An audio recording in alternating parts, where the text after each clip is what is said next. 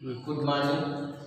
हम लोग आज देखेंगे जो है त्रुटियों में लास्ट जो लेक्चर आपका होगा सार्थकगण और पोर्टमान, दो जो है टॉपिक आपके बचे हुए हैं, सिग्निफिकेंट नंबर और क्या है सार्थकगण, हिंदी बोलेंगे सार्थकगण। ठीक, यही दो टॉपिक आपके सिलेबस में इधर जो है त्रुटियों में बचा है। बाकी और आपका हो गया है न्यूमेरिकल, थोड़ा सा आपको बता दें करा दें कैसे जो है इसमें सॉल्व करेंगे, तो ये अगले क्वेश्चन में देंगे। सार्थकगण पढ़ने के पहले आप लोग देखे थे कि वहाँ पे दो बातें आपसे बताए थे कि परिशुद्धता क्या होती है, यथार्थता क्या होती है।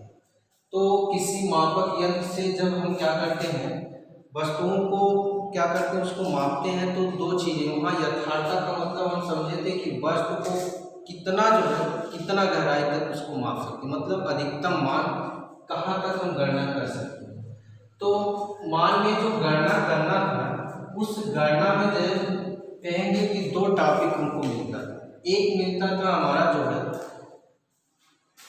जैसे हम लिख लेते हैं एक पॉइंट टू द पॉइंट 151 ऐसे हम लिख लेते हैं। और उसमें था कि प्रत्येक मापक यंत्र का क्या होता है, उसकी एक सीमा होती है और उसी सीमा के अंतर्गत ही हम क्या करते हैं, मापन में जो है उसमें कह सकते हैं कि इसके बाद जो अंक होगा वह अर्थहीन होगा। जैसे हम क्या करते थे, मीटर पैमाने से जब मापते थे तो हमारा क्या होता था कि वहाँ पे केवल एक उसका जो अंक माप होता था, लिस्ट काउंट होता था 0.1 था।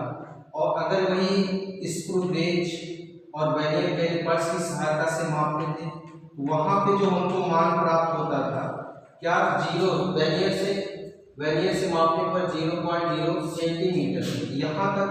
और इसमें क्या है, तो ये कह सकते हैं कि इसका जो यथार्थता है वह क्या है, इसकी जो गहराई है अधिकतम सीमा तक, इसकी गहराई क्या है, कम सीमा तक। ठीक, तो प्रत्येक मापक यंत्र का अपना एक क्या होता है, अपना एक ऐसा सिस्टम होता है कि जहां तक उससे ज़्यादा मापेंगे तो उसका कोई प्रभाव नहीं होता। तो हम देखेंगे यहाँ पे कि प्रत्येक जो है मापन के द्वारा यथार्थता में एक कुछ यथार्थ अंक होते हैं, कुछ विश्वसनीय अंक होते हैं और कुछ जो है संदिग्ध अंक होते हैं। ठीक, जैसे इसमें अगर हम देखेंगे कि 0.2151, अब इसमें अगर हम देखेंगे कि अगर वर्नियर कैलिपर से मापा गया है तो यहाँ तक तो हमको सार्थक अंक जो है यथार्थ रूप से या विश्वसनीय अंक हमको समझ में आता है। लेकिन ये जो वन वाला है, वन वाला पॉइंट हमको बताता है कि ये संदिग्ध अंक। ठीक, तो ऐसे में कह सकते हैं कि सार्थक अंक की जो परिभाषा आपकी निकल करके इससे प्राप्त होती है, क्या प्राप्त होती है कि किसी माप में, किसी वस्तु को मापने में विश्वसनीय तथा संदिग्ध अंकों का योग कर सकते हैं, सार्थक अंक कहलाता है। ठीक, विश्वसनीय अंक और दूसरा क्या हो सकता है, सार्थक अंक का योग जो है विश्वसनीय जो है सार्थक अंक कहलाता है। जैसे हम देखेंगे, जैसे 2.115 ऐसे लिखा गया सेंटीमीटर, किसी वस्तु को या कह सकते हैं मीटर, इतना जो है मापने पर कोई वस्तु, किसी वस्तु की लंबाई दी गई। तो इसमें सार्थक अंक अगर देखेंगे तो सार्थक अंक और विश्वसनीय अंक, इसमें अगर देखेंगे तो सार्थक अंक टोटल कितने हो गए, 3 हो गए। लेकिन यहाँ पे विश्वसनीय अंक हमारा 2.1 तक रहेगा, लेकिन 5 वाला जो टर्म है हमारा कैसा रहेगा, 5 वाला टर्म हमारा संदिग्ध अंक में आएगा। ठीक, उसमें इस वाले पॉइंट को कभी कभी हम इसमें कौन सा पॉइंट बना के लिख लेते हैं, इसी को समझेंगे कि सार्थक अंक सुटेबल कौन सा होगा, जो विश्वसनीय अंक उसी को लिखा जाता है। सारे अंक को क्या कर देते हैं, छोड़ देते हैं। बहुत सारे अगर अंक हैं तो उसको छोड़ते हैं, कैसे नियम याद करते हैं। अभी हम केवल यही समझ चुके हैं कि विश्वसनीय अंक और संदिग्ध अंकों को मिला करके जो अंक बनता है वही क्या होता है, सार्थक अंक होता है। अब सार्थक इसमें समझ गए आप। देखेंगे कि सार्थक अंक ज्ञात कैसे करते हैं, सार्थक अंक ज्ञात करने के नियम क्या करेंगे। सार्थक अंक ज्ञात करने के लिए सार्थक अंक ज्ञात करने के नियम आगे अगली हेडिंग इसी में होगा। सार्थक अंक किसे कहते हैं? विश्वसनीय अंक और संदिग्ध अंक के योग को या कह सकते हैं मिला के जो अंक बनता है सार्थक अंक। अब उसको ज्ञात करने के लिए क्या नियम है? तो पहला नियम है कि सभी अशून्य अंक जो होते हैं, अशून्य का मतलब जो शून्य ना हो, ठीक, जो शून्य ना हो, सभी अशून्य अंक क्या होते हैं? सार्थक अंक होते हैं। जैसे हम कहेंगे कि 1 2 5 3 4 ऐसे लिखा गया है, तो इसमें शून्य अंक नहीं, मतलब ऐसे अंक जो होंगे, मीटर अगर लिख दिया, सेंटीमीटर की जो कुछ भी लिखा गया है, तो इसमें से आपसे पूछा गया कि सार्थक अंकों की संख्या कितनी है, कैसे ज्ञात करेंगे? तो जितने अशून्य अंक हैं, अशून्य अंक कितने? 1 2 3 4 5, तो अशून्य अंकों की संख्या कितनी हो गई? 5, ठीक। अर्थात सार्थक अंकों की संख्या, सार्थक अंकों की संख्या कैसे बोलेंगे? अशून्य अंक 5 है, तो कहने का अर्थ है कि सार्थक अंकों की संख्या इसमें कितनी हो गई? 5, ठीक। दूसरा पॉइंट इसी में देखेंगे कि अगर अशून्य अंक के बीच में कोई सार्थक अंक रख देते हैं, क्या हुआ? दूसरा पॉइंट ये कहता है कि अगर अशून्य अंक के बीच में जो शून्य ना हो, ठीक, कोई सार्थक अंकों के बीच में अगर शून्य लगा हो, तो वो भी क्या होता है? सार्थक अंकों की संख्या हो।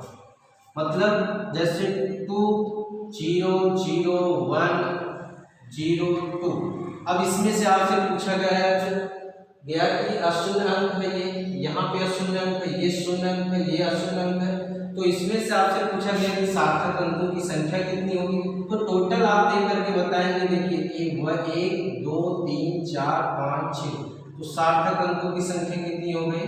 6। सार्थक अंक कितने हो गए? 6, ठीक है। अब अगला पॉइंट देखिए, अगर क्या होता है कि सार्थक अंक के अशून्य अंक के दाईं ओर, अशून्य अंक की बात करें, अशून्य अंक के दाईं ओर हम क्या करते हैं? अगर शून्य लगा हो, ठीक, जैसे हम कहेंगे अशून्य अंक के दाईं ओर अगर शून्य लगा होता है, तो यहाँ पे हम देखेंगे 2 0 0 2 0 0, ठीक। तो ये टोटल दाईं ओर अगर लगा होता है, तो कुल संख्या मतलब कुल सार्थक अंकों की संख्या क्या हो जाएगी? सभी अंकों के योग के बराबर, मतलब इसमें शून्य पद भी क्या होगा? सार्थक अंकों में जोड़ लिया जाएगा, ठीक। तो 1 2 3 4 5 6 कितने हो गए? इसमें 6 सार्थक, ठीक। मतलब इधर अगर इस साइड में लगा, दाईं साइड में, तो वो भी कितने हो जाएंगे? सार्थक अंकों की संख्या हो जाएगी, ठीक।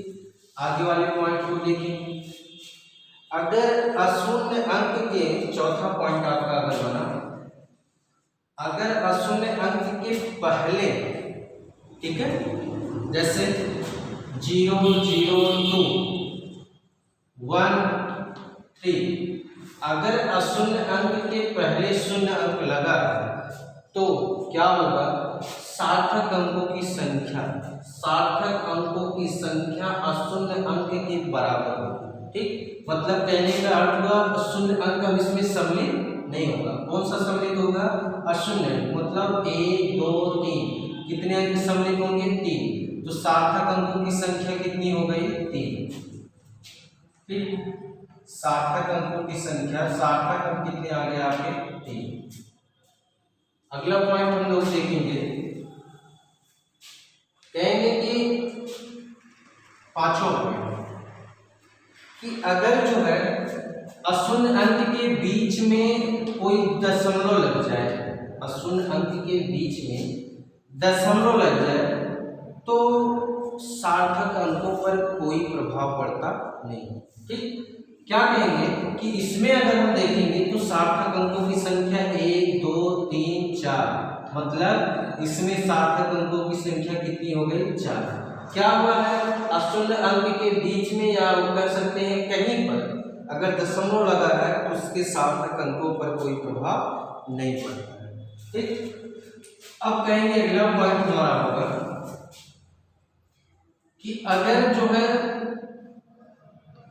अशून्य अंक है, अशून्य अंक में जो है दशमलव के पहले, मतलब अशून्य अंक दशमलव के पहले वाली बात है, अगर कोई अंक है, ठीक, तो उसमें जो है अगर जो है अंकों की संख्या देखी जाए, सार्थक अंकों की संख्या, तो दशमलव के बाद टोटल को नहीं जोड़ लेंगे कि दशमलव लगा है, टोटल को हम जोड़ लेंगे, अशून्य को यहाँ पे छोड़ देंगे और इसके बाद जितना अंक बचेगा वही क्या आपका होगा, सार्थक अंक कहलाएगा।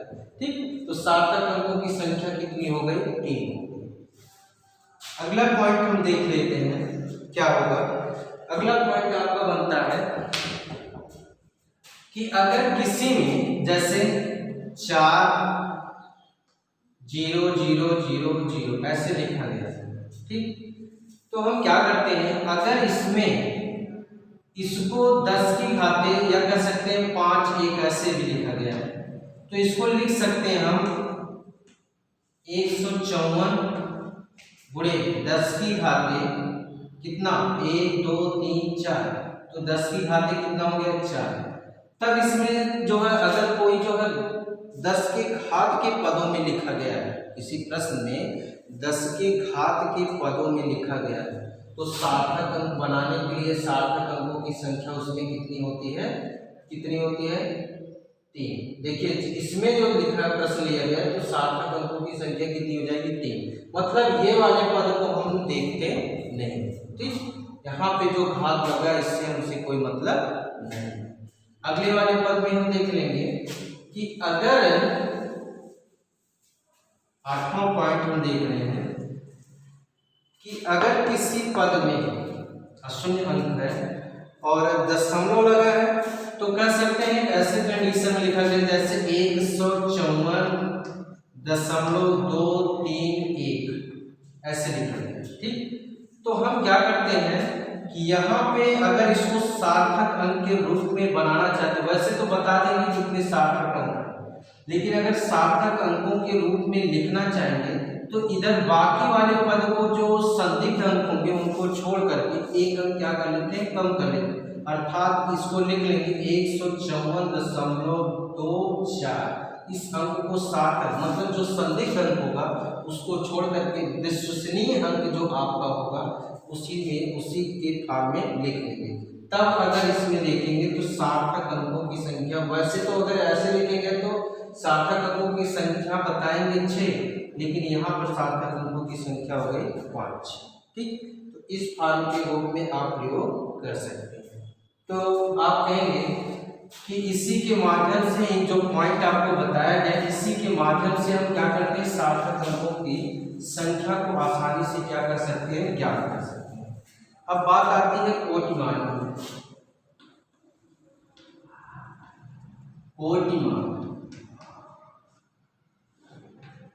कोटिमान क्या होता है?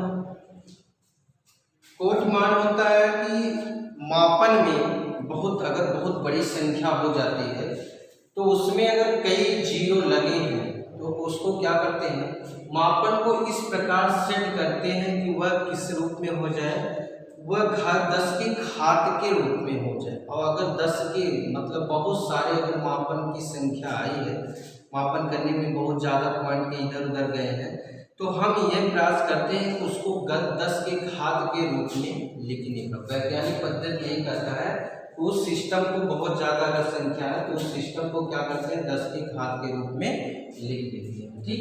उसी 10 के घात के रूप में लिखने की क्रिया, जो घात के रूप में लिखने की क्रिया, वही क्या कर सकते हैं, कोटिमान कहलाता, ठीक।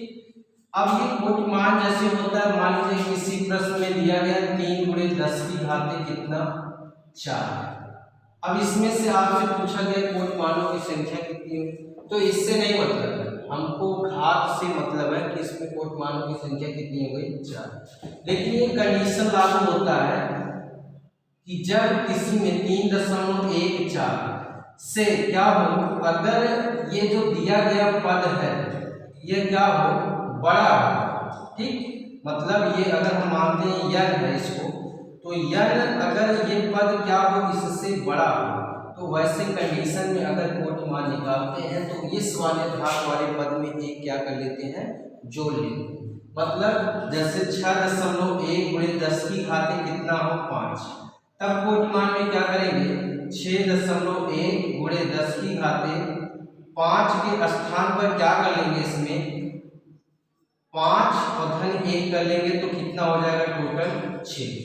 तो इसमें कोट मानों की संख्या कितनी हो गई 6। किस कंडीशन में, जब n का मान क्या हो इस 3.14 से क्या हो बड़ा, और जब तक बराबर होगा या इससे कम होगा, ठीक, मतलब इसके बराबर होगा कम होगा तब तक क्या करेंगे, ऊपर जो घात लगेगा 10 के पावर के रूप में जो घात लगेगा, अगर घात नहीं लगा है तो हम घात लगाने का उसमें जो है घातों की संख्या लगाने का प्रयास करते हैं।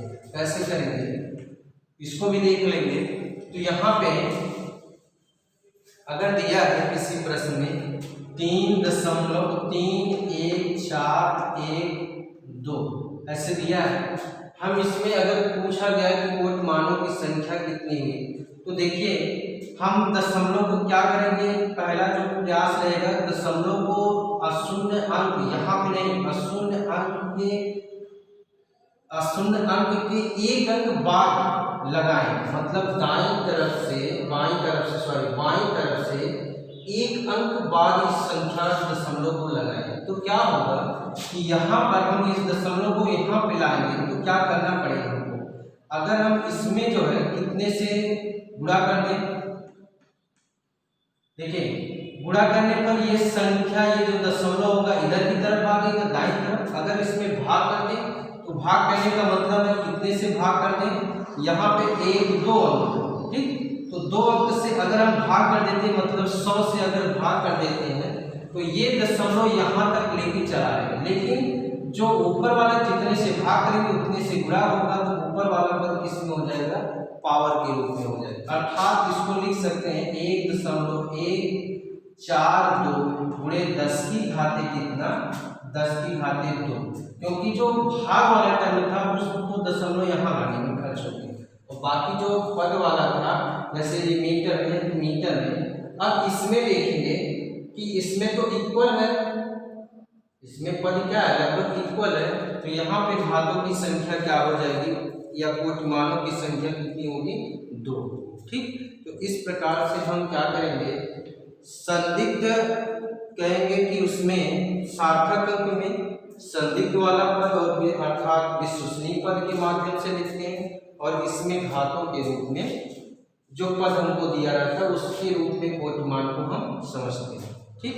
तो ऐसे में आप लोग इसका थोड़ा सा नोट्स बना करके बात को समझ लेंगे, और सार्थक अंकों को जोड़ते कैसे, घटाते कैसे, ये क्रियाएं जो करते हैं, जैसे सेम आप जो है इसके पहले जो नियम पढ़े हैं कि बिंदु का दशमलव का जोड़ना या सिंपल जोड़, घटाना, गुणा करना, भाग करना, ठीक उसी प्रकार से जो सार्थक अंकों का भी गुणा भाग जोड़ घटाव करते हैं, ठीक। तो धन्यवाद।